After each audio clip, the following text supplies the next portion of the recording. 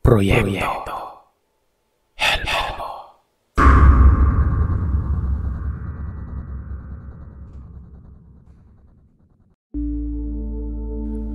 Ang karanasan na ito ay nangyari sa kapatid ng aking lola, na si Lola Letty. Buhay na kami noong mga panahon na ito, at talagang may edad na rin itong si Lola. Nasa 60s na pero malakas pa rin. Si Lola Letty ay byuda na at hindi sila nagkaanak ng kanyang mister. Kaya naman nanatili itong mag-isa sa bahay niya. Madalas na ginagawa niya ay maglakad-lakad at talagang mabait ito at palabati sa lugar namin. Inaabot pa ito ng kabilang barangay sa paglalakad-lakad at paminsan-minsan ay nagkakaroon ito ng maraming mga kaibigan. Matulungin din itong si Lola Letty. Kung pagkakawang gawa lamang ay kaya nitong magbigay o magpahiram. Sabi nga nila, mayaman ng kanyang asawa, silang mag-asawa nun. At iniwanan siya nito ng yaman at mga negosyo. Kapag nagkakaroon nga ng piyesta ay malakas itong magambag. Laman ito ng sponsor. Ultimong sa reunion namin ay kami na mismo ang nahihiya sa mga binibigay niya. Isang araw, humingi ng tulong si Lola Letty sa amin gawa ng masamang pakiramdam niya. Partikular na yung bandang sikmura na tila ba na impatyo umano siya noon. Masakit pero hindi niya maidumi. Dali-dali namang dinala ito nila nanay sa paggamutan noon. Pagkarating ay niresetahan lamang ito ng gamot para sa kanyang sikmura para matunawan. Ang reklamo ni Lola Letty ay para itong hinahalukay yung tiyan niya na para bang kinakaylay noon. Mga ganon. Kaya sinabihan lamang ito ng doktor na mga dapat gawin sa bahay. Nawala naman umano ito ng mga ilang araw matapos niyang sundin ng mga bilin ng doktor at ang pag-inom nito ng gamot. Pero mga 5 araw umano matapos yon, antok na antok umano ang pakiramdam ni Lola buong araw. Hindi siya makakain ng maayos. Pawis na pawis kahit na maganda naman ang hangin sa paligid ng bahay niya. Pagkasapit ng 6:00 ng gabi, dun ay muling namilipit sa sakit si Lola Letty. Parang dumoble ang pag-ikot at talikot na para umanong hinuhukay ang tiyan nito. At sa tuwing nakakaramdam siya nun, nagugutom siya pero kahit na anong lutong para sa tao, ay hindi niya magawang kainin. Patuloy lamang siyang naglalaway pero hindi niya alam ang hinahanap na kahit anong putahe nun. Dito sa pagkakataon na ito ay muling humingi ng tulong si Lola. Nagugutom siya pero hindi niya alam ang kakainin. Halos lahat umano ng paborito ni Lola ay niluto para sa kanya pero iniluluwa at isinusuka niya lamang ito. Sa bawat luto na merong mga rikados na bawang, luya, asin, sumasama ang pakiramdam niya.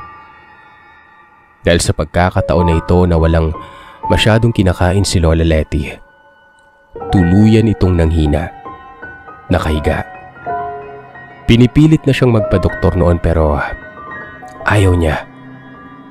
Araw-araw naman siyang tinitingnan ng mga kaanak niya at naging maayos naman siya noon. Hanggang sa isang gabi, nabulabog sila Lola nang marinig ang kalampagan sa mismong loob ng bahay ni Lola Letty. Agad-agad tumakbo sila Lola sa bahay niya.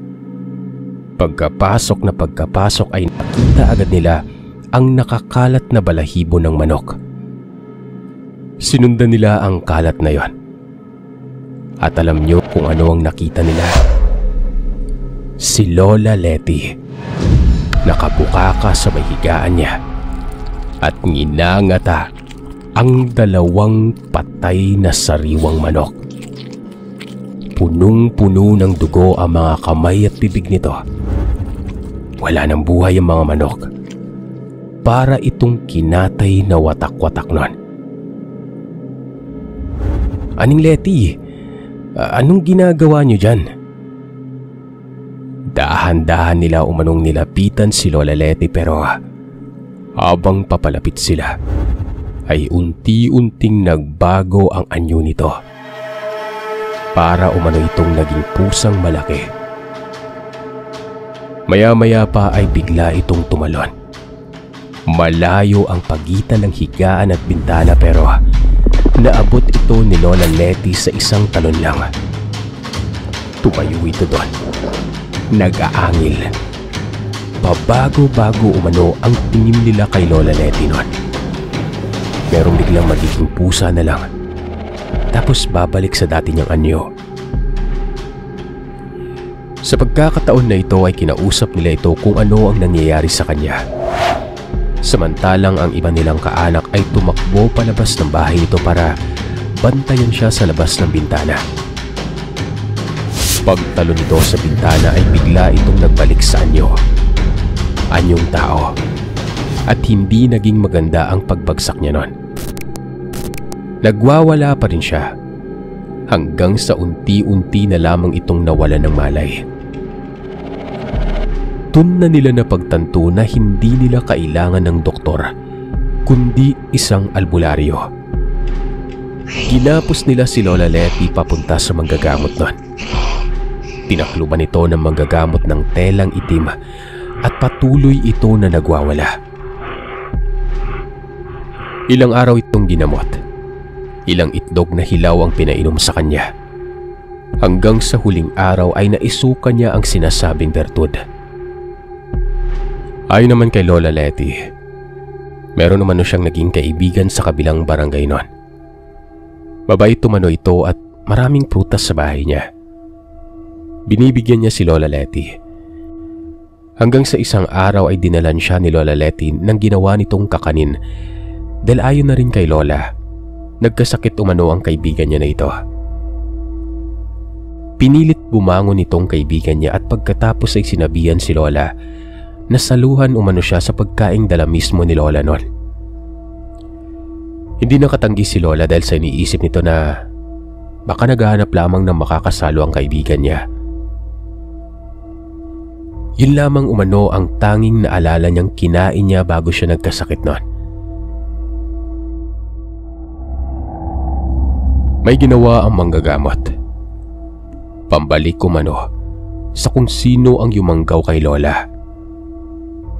At alam mo, Sir Seth, makalipas lamang ang ilang araw, itong matandang tinutukoy ni Lola Letty ay bigla na lamang namatay. Nangingitim umano ang bibig nito at parang may iniluwang mabaho. Nakita na lamang ito ng mga tao, lalong-lalo na ang kanyang kamag-anak na nakahiga sa may kalsada, malapit sa bahay ng kamag-anak niya na ito na tila ba pinilit pang humingi ng tulong.